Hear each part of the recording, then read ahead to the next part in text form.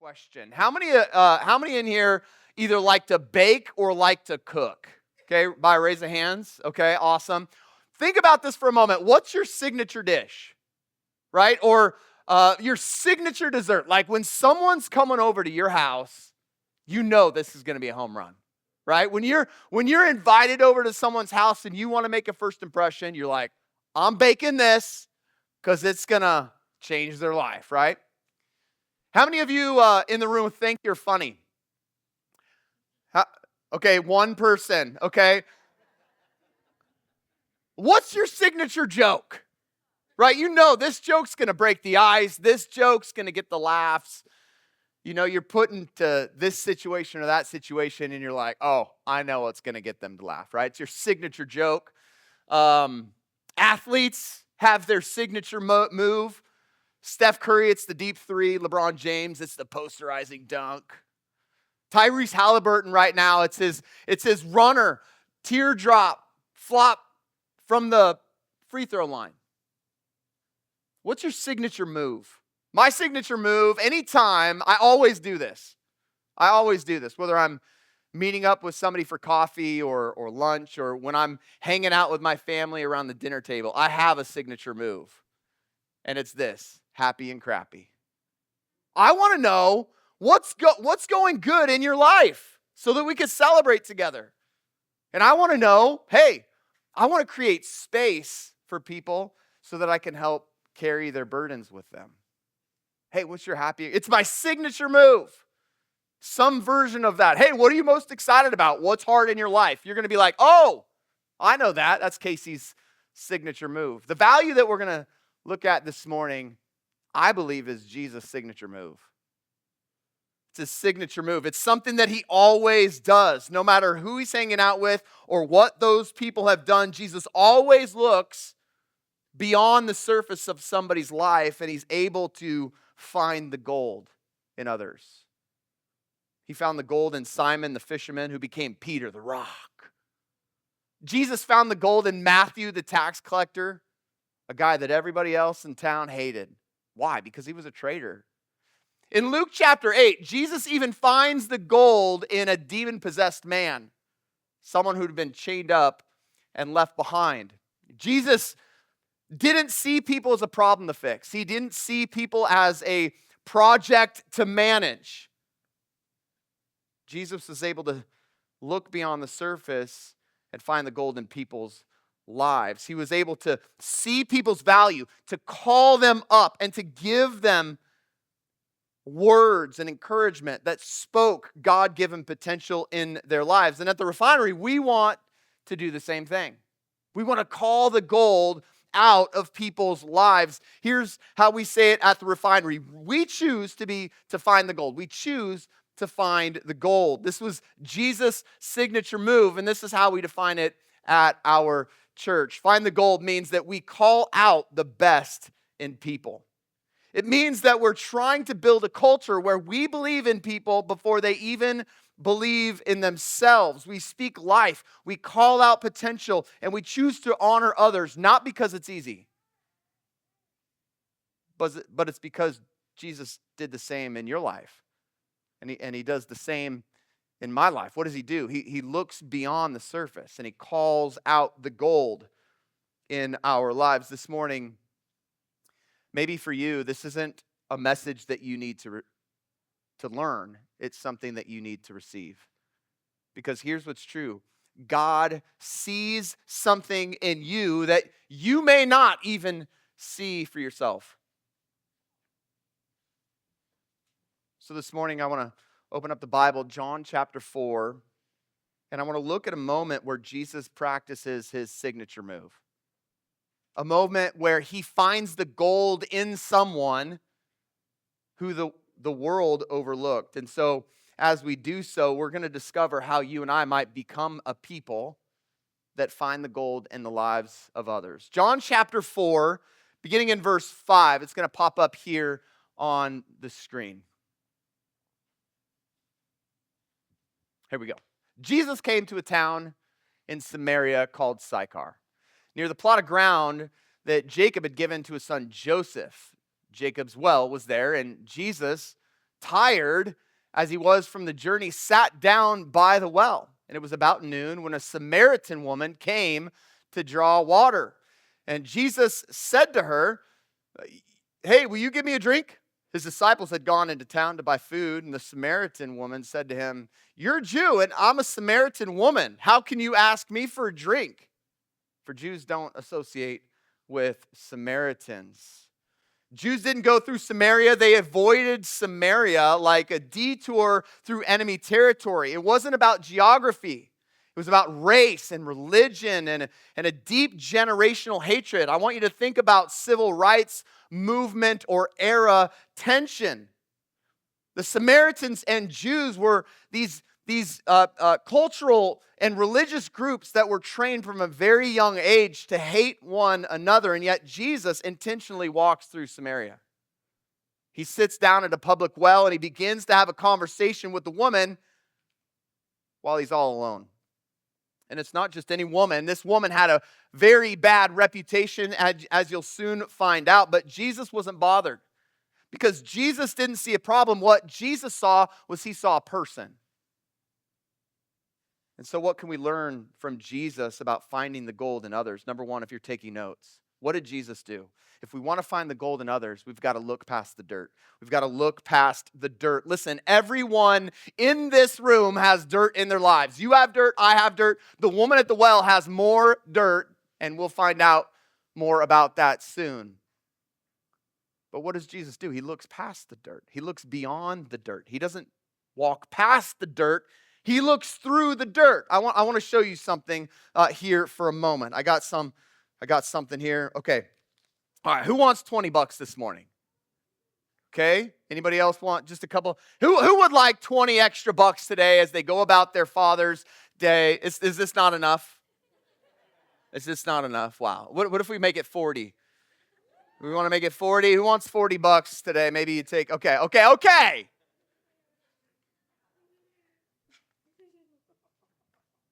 What if I just crumple it up? Like, who wants it now? Okay, well, what if I put it on the ground and I, step on it? Who wants it now? Okay. I got some dirt here, okay? I got some dirt here. What if I just took all this dirt and I just rubbed all this dirt on it? Who wants it now?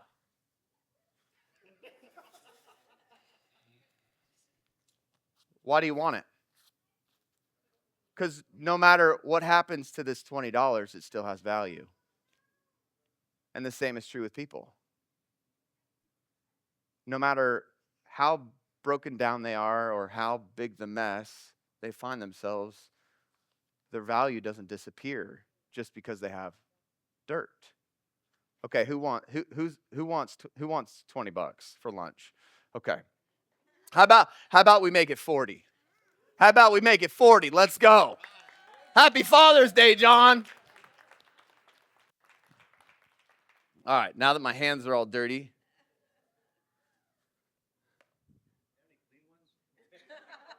Here, give me that dirty one. Give me that dirty one. Yeah, nice. There you go.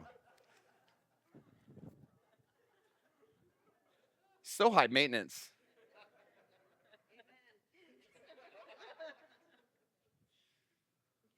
Finding the gold in people doesn't mean that we look past sin. Sin is destructive.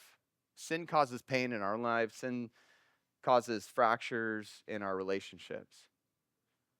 But finding the gold in people means that we're able to see past the dirt and see what's possible on the other side of the grace of God in their lives. Right? Imagine how this would affect our marriages. Imagine how this would affect the way that we view our neighbors and our coworkers if we were able to see past the dirt. When everyone else looked past the woman, Jesus saw possibility. Why? Because he saw beyond the dirt. He saw beyond the dirt. Verse 10. Jesus answered her, "Hey, if you knew the gift of God and who it was that asks you for a drink, you would have asked him, and he would have given you living water. The woman said to him, "Sir, give me this living water so I won't get thirsty and have to keep coming here to draw water." And he told her, "Go and call your husband and come back." She said, "I have no husband." Jesus said, "You're right when you say you have no husband. The fact is you've had 5 husbands, and the man that you're living with now is not your husband. What you have said is quite true." "Sir," the woman said, "I can see that you're a prophet." And so Jesus, after a short introduction, starts talking about this living water that satisfies the human soul like nothing else on earth. And this is intriguing for the woman. She wants the living water, but doesn't really know what the living water is. And then Jesus starts digging into her story. And it gets quite messy. He's gentle, he's kind, but he brings up a part of her story that she's been trying to bury. She is awake of failed marriages in her past.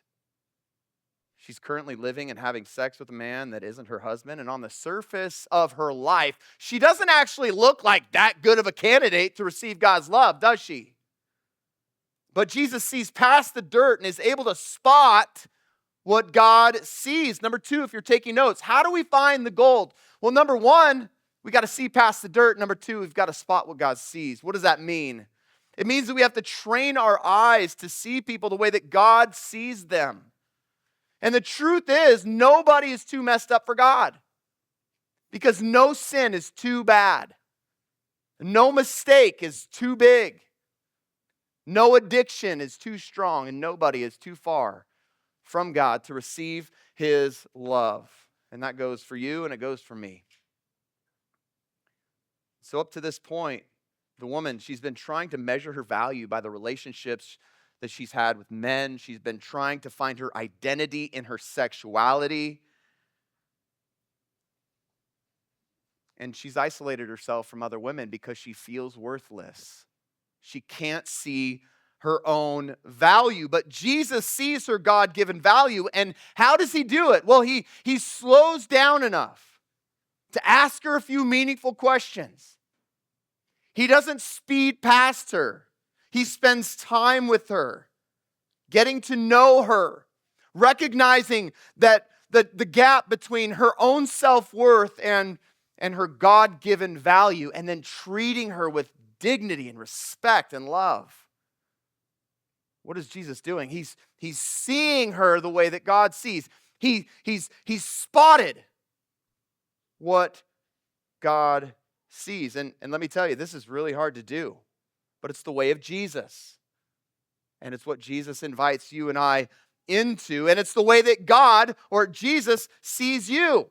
Imagine how our relationships would be impacted if we were able to see past the dirt and see people the way that God sees them. Imagine how this would change our marriages and our relationships and our friendships if we were able to see beyond other people's mistakes and to see them how God sees them. Imagine how this would affect our parenting if we were able to see our kids the way that God sees them, no matter how big of a mistake they made. If we're going to find the gold, what do we got to do? Well, we got to see past the dirt, and we've got to spot what God sees. We've got to spot what God sees. Verse 21, the story continues. "Woman," not disrespectful. "Woman," Jesus replied, "believe me, a time is coming when you will worship the Father neither on this mountain nor in Jerusalem. You Samaritans, you worship what you do not know. We worship what we do know, for salvation is from the Jews. Yet a time is coming and is now come when true worshipers will worship the Father in spirit and in truth, for they are the kind of worshipers the Father is seeking." Jesus says God is spirit, and his worshipers must worship in spirit and in truth. And the woman said, "I know that the Messiah, called the Christ, is coming, and when he comes, he'll explain everything to us." Then Jesus declared, "I, the one speaking, I am he." And so after looking past the dirt and spotting what God sees. Jesus speaks to her God-given potential. He tells the woman what's possible when she stays connected to God and follows his loving guidance in her life. And he invites the woman into a much bigger story than the story she's created for herself. Number 3, if you're taking notes, how do we find the gold? Number 3, we've got to speak words of potential. We've got to speak words of potential.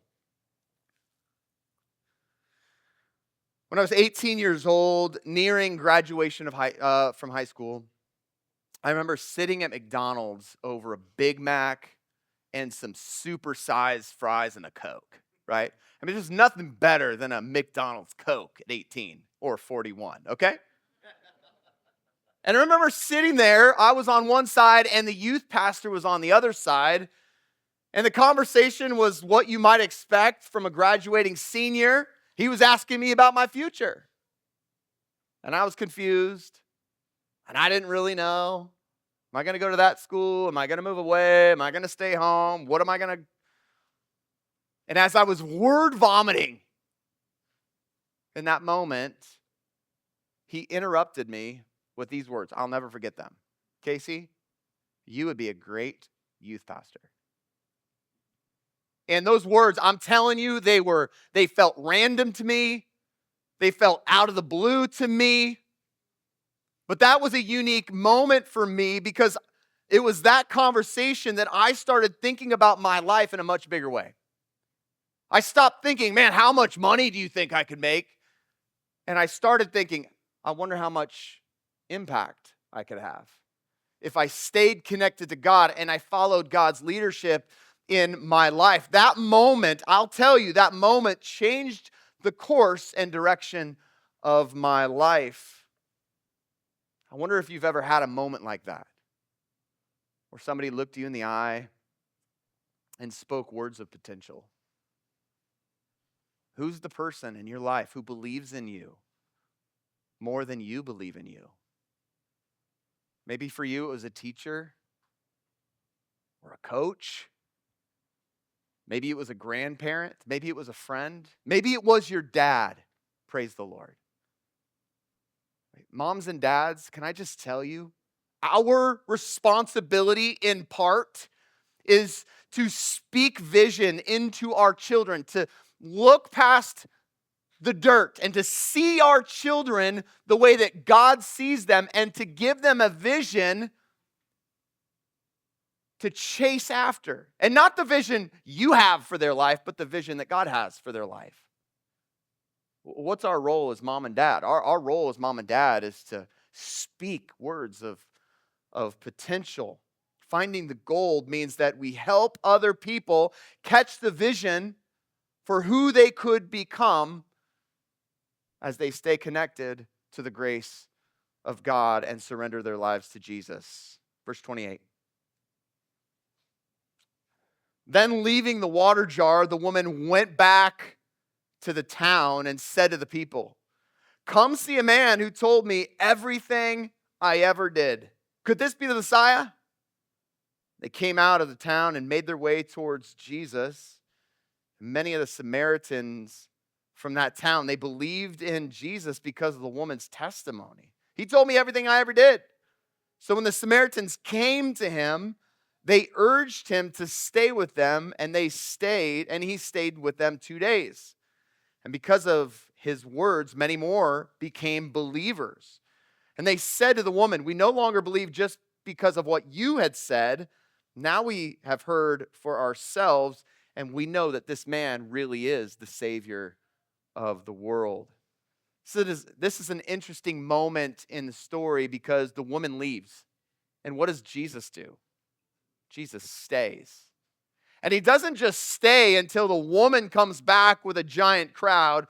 Jesus actually stays 2 more days, sharing the good news about God's love and God's forgiveness for every individual, no matter what their past or their future. And because the woman chose to leave her own story and join the story of God, she was able to make an incredible impact.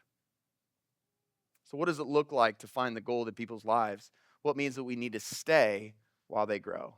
We need to stay while they grow. In the kingdom of God, we don't just find the gold, we have to help form the gold. And it means that we give people time and room to try and to practice and to fail and to make mistakes and to have real responsibility and to make a real impact.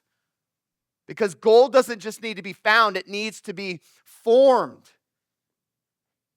Beautiful part of the story is that church history tells us that this woman went on from this moment to become a bold and unstoppable evangelist. Tradition says that her name was Fotini, and after the resurrection of Jesus, she shared the gospel across the Roman Empire. Fotini is remembered as a saint in the Eastern Church, and some sources say that she stood trial before the Emperor Nero and then was martyred by her faith. I want you to think about that for a moment. A woman that had been written off, a woman that had been overlooked, became a woman who helped write church history across the world. Why? Well, because Jesus slowed down. Because Jesus saw past the dirt. Because Jesus was able to spot what God sees. Because Jesus spoke words of potential and he stayed to give her a chance to grow. I love this story because the woman's story doesn't end at the well, it begins there. And that's why we want to be a church. That's why I'm inviting you to be a person who finds the gold in the lives of others.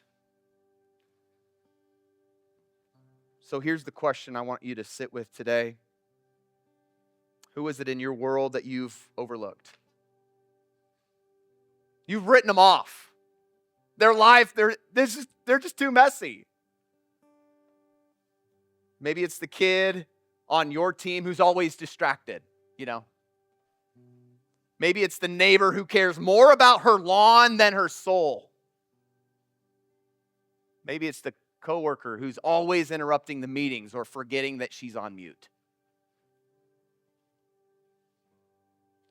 Maybe it's your own son or your own daughter. Man, they're just struggling. They're just reacting.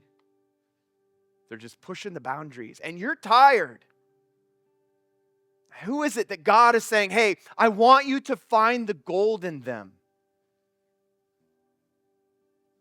Jesus is inviting you to participate in life change and world change, beginning with one person at a time. How? By finding the gold in them, looking past the dirt, spotting what God sees.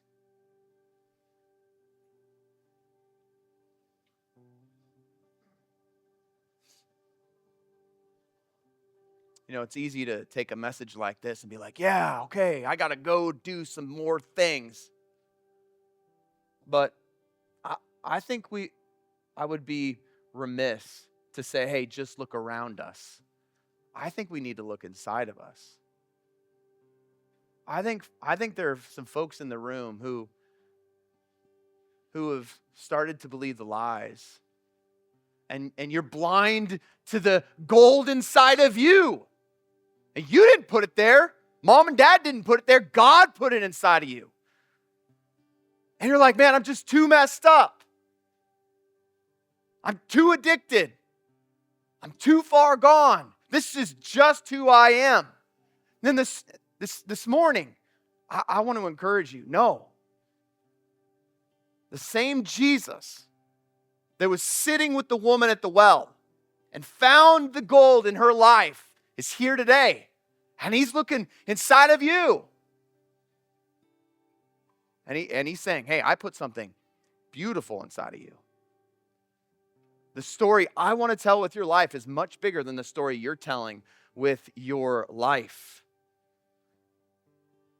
And so here's my challenge. This week, I want us to ask God to show us one person who we've been overlooking. It might be someone out there. It might be someone in here. And when we see the gold, I want to encourage you to speak it, to voice it, to say it, to be a voice of vision and a voice of what's possible on the other side of the grace of Jesus. And for some of you, this message wasn't just something that you need to give, but it's about something that you need to receive. Because maybe you've been hiding in your own story, like the woman at the well. You've been ashamed, you're worn out, you're uncertain. But Jesus wants to meet you right here, today, in this moment. And Jesus is saying, I see you. I love you. I know everything about you, and I'm not leaving. I still love you. And this morning,